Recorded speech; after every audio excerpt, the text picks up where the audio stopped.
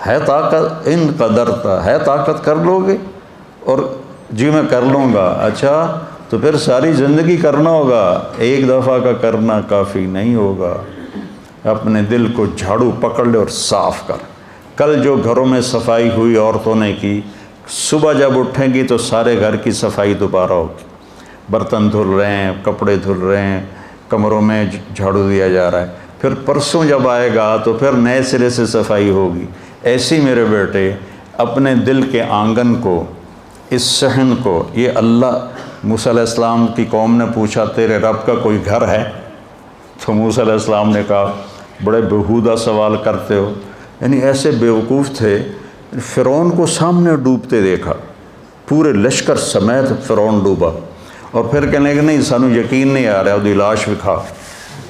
तो बिल्कुल ही दीन के मामले में इंतहाई बुद्धू, और दुनिया के मामले में सारी दुनिया को नचाए हुए थे कि डुगडुगी पकड़ के सारी दुनिया को बंदर की तरह नचा रहे हैं।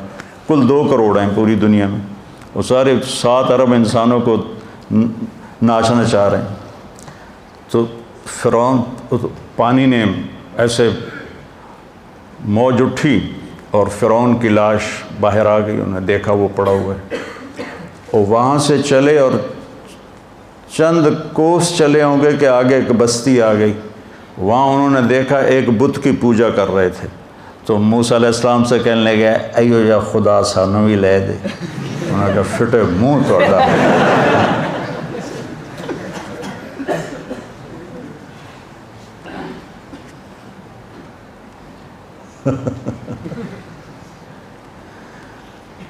तो झाड़ू देना पड़ेगा, सुबह भी शाम भी, सुबह भी शाम भी। औखा काम है, लेकिन औखे काम का सिला क्या है जिसके सामने बोटी बोटी जिस्म हो जाए तो भी सस्ता सौदा है कि जन्नत में अल्लाह के नबी का पड़ोस मिलेगा।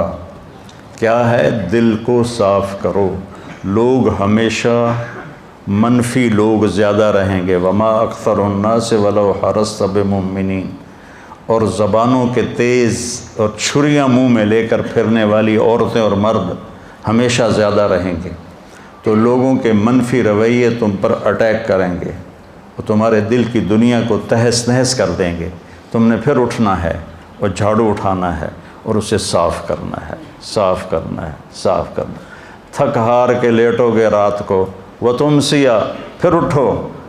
कहीं किसी की नफ़रत तो नहीं दिल में बाकी रह गई? नहीं नहीं नहीं नहीं, सोने से पहले फिर साफ़ करो, फिर साफ़ करो। ज़िंदगी भर की ये लड़ाई लड़ो और फिर नबी के पड़ोस में घर ले लो। आप मस्जिद में तशरीफ़ फरमा थे, आपने फरमाया यदखुलु अलैकुम रजुलुम मिन अहलिल जन्नह। अभी एक जन्नती आदमी आ रहा है। तो लोगों ने देखा एक अंसारी सहाबी, अधेड़ उम्र यानी सियानी उम्र के, उनके हाथ में जूता, उल्टे हाथ में, और दाढ़ी से वज़ू का पानी टपक रहा था, और वो मस्जिद में दाखिल हुए। उनको नहीं पता उनके बारे में क्या कहा गया है। अगले दिन ठीक उसी वक्त आपने फरमाया इस दरवाज़े से एक जन्नती आ रहा है। कल वाले सहाबी उसी कैफियत में, जूता हाथ में, दाढ़ी में वज़ू का पानी, और वो मस्जिद में दाखिल हुए। तीसरा दिन आया, आपने कहा आज एक जन्नती आ रहा है। वही आदमी उसी हुलिये में 3 दिन। तो इस मजमे में एक सहाबी बैठे हुए हैं। जितनी मैंने सहाबा की सीरत पढ़ी है, मेरी मालूमात के मुताबिक ये सहाबी इबादत में सारे सहाबा से आगे थे। इनकी इबादत को कोई नहीं पहुंच सका। ये रात का क़याम और दिन का रोज़ा, सारा साल रात को सोना नहीं नफलों में, और दिन को रोज़ा। बाप ने शादी की, अमर इब्न आस ने इनकी, तो माशाल्लाह वो बीवी के पास जाते हुए अकलें गुम हो जाती हैं। जब पहली रात हो शादी की, तो उन्होंने क्या किया, कहने लगा मैं नफल पढ़ लूँ, और अल्लाह अकबर, और दे तेरे की नफल ते नफल, नफल दे। बीवी ने वेख्या है तो उठेंदा ही नहीं मुसल्ले, तो उसी पिछू मुसल्ला रख के अल्लाह अकबर। सुबह हुई तो बाप ने पूछा आमिर इब्न आस रज़ी अल्लाह अन्हु, बेटा रात कैसी गुजरी? कहा जी माशाल्लाह नफलों में गुजरी। का तेरा सत्यानाश हो, मैं तेन इस वास्ते शादी की थी वे तू नफलों च लगा रहो, और काम तेन कोई नहीं नज़र आया सुन्नत? जाके अल्लाह के नबी को शिकायत की, या रसूल अल्लाह मैंने इसकी शादी की और ये सारी रात नफल पढ़ता रहा। साहब ने भी उनको समझाया, तो बड़ी मुश्किल से उनको इस पे नबी ने राज़ी किया कि एक दिन रोज़ा रखो, एक दिन इफ्तार करो और 3 दिन में कुरान ख़त्म करो। वो एक दिन में, अच्छा रात सारी जागते थे, दिन में रोज़ा रखते थे और एक कुरान सुबह से शाम तक एक कुरान ख़त्म करते थे। तो ये किसी सहाबी ने इस तरह नहीं किया, बहुत ताकतवर थे। कद छोटा था लेकिन अल्लाह की तरफ से दी हुई ताकत थी। तो इनको ख्याल आया ये बंदा जिसको 3 दफ़ा बशारत हुई है जन्नत की, ये मुझसे ज़्यादा इबादत करता है। इसके 25 घंटे हैं, मैं तो 24 घंटे को फुल फिल कर चुका हूँ, तो क्या इसके 25 घंटे हैं जो इसको 3 दिन जन्नत की बशारत मिली, मुझे क्यों नहीं मिली? ये किसी किताब में नहीं, लेकिन वाक़े से मैं इस से नतीजा निकालता हूँ कि उनको ये ख्याल सिर्फ इसलिए आया कि वो सबसे ज़्यादा इबादत गुजार थे। कहने लगे ला अरयन्ना, मैं देखूँगा ये क्या करता है, मुझसे भी बढ़ के क्या काम करता है। तो पहुँच गए, चचा अब्बा थोड़े नाराज़ हैं, कुछ दिन आपके पास गुजार लूँ? उन्होंने कहा हाँ भतीजे आ जाओ। अब इशा की नमाज़ पढ़ के, ये सर्दियाँ होंगी, कमरे के अंदर की बात है, उन्होंने जल्द से चादर ऊपर ली और एक सुराख बना के न यूँ करके बुज़ुर्ग को देखने लगे कि क्या करता है। दूरबीन फिट कर ली इंज करके।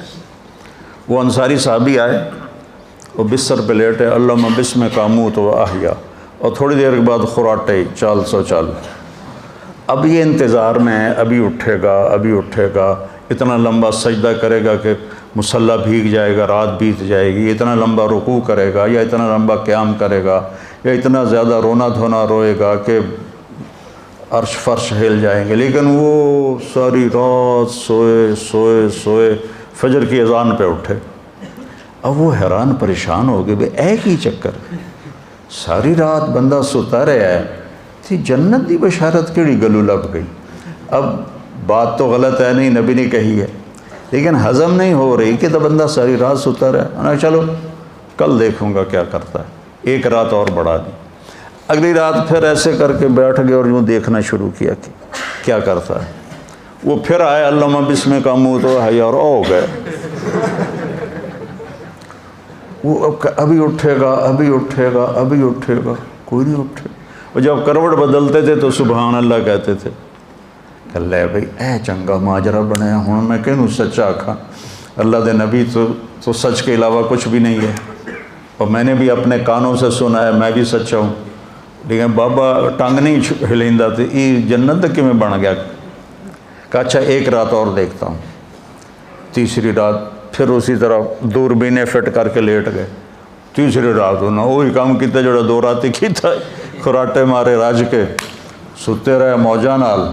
फजर की अज़ान पे उठे तो फिर उनको हज़म ना हुआ। अब्दुल्ला बिन आमर को कहने लगे चाचा मेरी कोई बाप से लड़ाई नहीं थी, 3 दिन मैंने तेरे बारे में सुना, नबी ने कहा जन्नती आ रहा है जन्नती आ रहा है जन्नती आ रहा है, और तू आया और मैं देखने आया था तू क्या करता है, तू तो सारी रात सोता रह गया है, तो तू की करना है। उन्होंने कहा भतीजे जो तुमने देखा है ना बस मैं यही करता हूँ।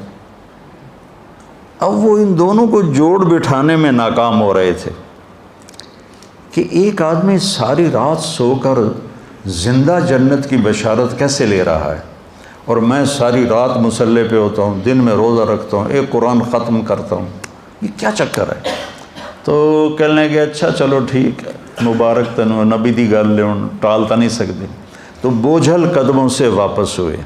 जब दरवाजे तक पहुँचे तो कहने लगे भतीजे इधर आओ, उनको वापस बुलाया। कहा अब तुझे अंदर की बात बताता हूँ। ये जो दिल है, यहाँ याद रहे, ये जो दिल है इसमें किसी मुसलमान के लिए बुग़्ज़ नहीं और नफ़रत नहीं। और अल्लाह किसी को कोई जब नेमत देता है तो मुझे हसद नहीं होता, खुशी होती।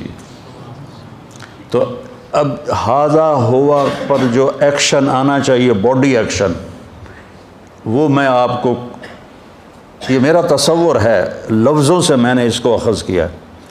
जब उन्होंने कहा ना कि मेरे दिल में किसी के लिए कोई मनफी जज्बा नहीं और कोई नेमत किसी को मिले तो मुझे हसद नहीं होता, तो अब्दुल्ला बिन अमर कहने कि हाज़ा हुआ, ये उनकी, ये मैं हाज़ा हुआ से मैंने ये निकाला है, किसी किताब में कोई हाज़ा हुआ चाचा यही है, यही है।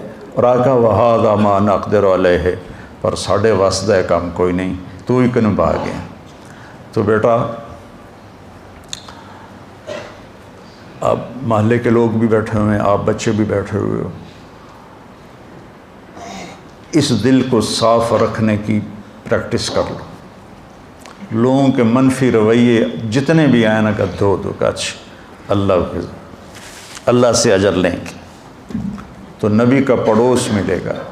इस काम के करने वाले दुनिया में बहुत कम हैं। उलमा का ढिग लगा पे, सैलाब आया हुआ है मौलवियों का, हर साल 25-30 हज़ार लड़के मौलवी बन के फारिग हो रहे हैं। तबलीग वाले भी बिस्तर उठाए हुए हर तरफ फिरते नज़र आ रहे हैं। खानकाहों में भी रौनक है, मदारस में भी रौनक है। उम्रे पर जाके देखो, तिल धरने की जगह कोई नहीं, इतना बड़ा हरम बना हुआ है। लेकिन ये दो काम करने वाले ज़िंदगी भर थक जाओगे, तलाश ना कर सकोगे कि जो ज़बान पे काबू रखता हो और जिसका दिल लोगों से साफ़ हो। इस काम के करने वाले तुम्हें 10 लाख इकट्ठे करो तो एक भी नहीं मिलेगा, एक भी नहीं मिलेगा। 1 लाख में 70-80 हज़ार नमाजी मिल जाएंगे, रोज़े वाले भी मिल जाएंगे, हज वाले भी, देखें चढ़ाने वाले भी, ज़कात देने वाले भी, लेकिन इस ज़बान से मीठा बोल निकले। अबू दुजाना रज़ी अल्लाह ताला अन्हु बड़े सहाबा में हैं, बड़े सहाबा, बदरी साहबी हैं। हो जंग यमामा में शहीद हुए। 2-3 दिन पहले मैंने जंग यमामा का इजमाली आपको तारुफ़ करवाया था। एक दिन कहने लगे इन्ना अर्जा अमली इंदी, लोगों में तुम्हें बताऊं, तुम समझते होगे कि मैं बहुत बड़ा सहाबी हूँ और मैंने बदर में और फ़लाँ में शिरकत की। मैं तुम्हें बताऊं, मेरे पास बख्शिश का सबसे बड़ा अमल एक है। मेरे पास बख्शिश का सबसे बड़ा अमल एक है कि मेरी ज़बान से कभी किसी को दुख देने वाला बोल नहीं निकला। मैंने अपनी ज़िंदगी में कभी किसी को ऐसा बोल नहीं बोला कि वो दुखी हो जाए और मेरे दिल में किसी मुसलमान के लिए नफ़रत कोई नहीं, बुग़्ज़ कोई नहीं, का ये मेरा बख्शिश का सबसे बड़ा अमल है। तो आखिरी अशरा शुरू हो चुका है और आप बच्चों का सारी रात माशाल्लाह आप सुबह 3 बजे तक सबक पढ़ते हैं और मुदारसतुल इल्म साअतन खैरुम मिन इहयाइल लैल कुल्ले। मैं भी इसलिए आ गया कि मुझसे अब सारी रात जागा तो जाता नहीं, सर दर्द की वजह। अभी मैं सर दर्द से बोल रहा हूँ आपके साथ, लेकिन शायद आज लैलतुल क़द्र हो तो थोड़ा सा मेरा भी हिस्सा पड़ जाए कि मैं भी उनमें शरीक हो जाऊँ। आप तो माशाल्लाह सारे जागेंगे और जो एतकाफ़ में बैठते हैं वो अगर सो भी जाएं तो भी उनकी बंदगी लिखी जाती है। एतकाफ़ में जो लोग बैठते हैं वो सो भी जाएं तो उनका सारा वक्त बंदगी में लिखा जाता है। और मेरे नबी ने लैलतुल क़द्र की तलाश में एक दफ़ा पूरा महीना एतकाफ़, आपको 9 रमज़ान मिले, 9, मेरे नबी ने अपनी ज़िंदगी में 9 रमज़ान गुजारे। एक रमज़ान आप पूरा महीना एतकाफ़ में बैठे लैलतुल क़द्र की तलाश, फिर एक 20 दिन बैठे, फिर आखिर में 10 दिन का मुस्तकिल आपका एतकाफ़ का अमल था। और एक दफ़ा वो आपका क़ज़ा हुआ तो आपने शवाल में दोबारा 10 दिन मस्जिद में एतकाफ़ फरमाया। इतना इसका आपने एहतमाम फरमाया। तो अल्लाह तबारक व तआला ने एतकाफ़ वाले को ये नेमत बख्शी है कि वो अल्लाह के लिए घर छोड़ के अल्लाह के घर में आके मेहमान बन जाता है। तो सोया हुआ हो तो वो उसका सोना भी इबादत में लिखा जाता है। बाकी लोग तो कुछ करेंगे तो कुछ लिखा जाएगा, और ये सो भी जाए तो इसके लिए कलम फरिश्तों का चलता रहेगा। तो आप सबसे गुजारिश है कि पूरे उम्मत के लिए दुआ करें। पूरी उम्मत पे के हालात बहुत बुरे हैं, और अपने मुल्क के लिए ख़ास तौर पर कि जिन पता नहीं क्या सामने मालूम है, गुनाहों की कसरत से रहमतें उठ गईं, बरकतें उठ गईं, और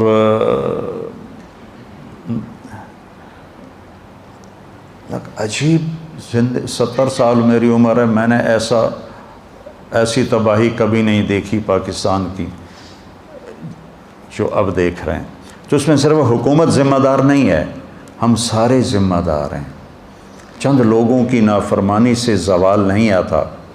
हुक्मरान चंद लोग हैं, चंद हज़ार लोग हैं। पूरी कौम जब नाफरमानी का शिकार होती है तो फिर ज़वाल आता है। तो ऐसा नहीं है कि भाई फ़लाँ पार्टी है तो वो बड़े ख़राब हैं तो इसलिए मुल्क बर्बाद हो गया। नहीं, हमारे चपड़ासी से लेकर और बादशाह तक झूठ ही झूठ है, झूठ ही झूठ है, धोखा है, फ्रॉड है, जुल्म है, सितम है, और जुओं के अड्डे और फहाशी के अड्डे, और क्या कुछ नहीं हो रहा। तो मेरे बच्चों, आप एक तो अल्लाह से दुआ करो कि अल्लाह हमारे मुल्क के हालात ठीक करे। मेरे नबी ने मदीना के लिए दुआ की कि अल्लाह, इब्राहीम ने अलैहिस्सलाम ने मक्के में बरकत की दुआ की थी, मैं तेरे लिए उससे दुगनी दुआ करता। और वतन की मोहब्बत ऐसी चीज़ है कि जब आप मक्का छोड़ के जा रहे थे तो आपने कहा, या मक्का तो मा अत्यबक मिन बलदिन व अहब्बक इलैया लौला अन्ना कौमी यखरजून मिनकी लमा सकनतु गैरकी। ए मक्का, तो मुझे बहुत ही महबूब है, अगर मेरी कौम ना निकालती तो मैं छोड़ के कभी ना जाता। बिलाल हबशी रज़ी अल्लाह तआला अन्हु मदीने में गए तो वो एक वहाँ ना वबाई बुखार था, वो सबको बुखार चढ़ गया। फिर अल्लाह के नबी की दुआ से वो बुखार वहाँ से निकल गया, फिर कोई बाद में किसी को ना हुआ।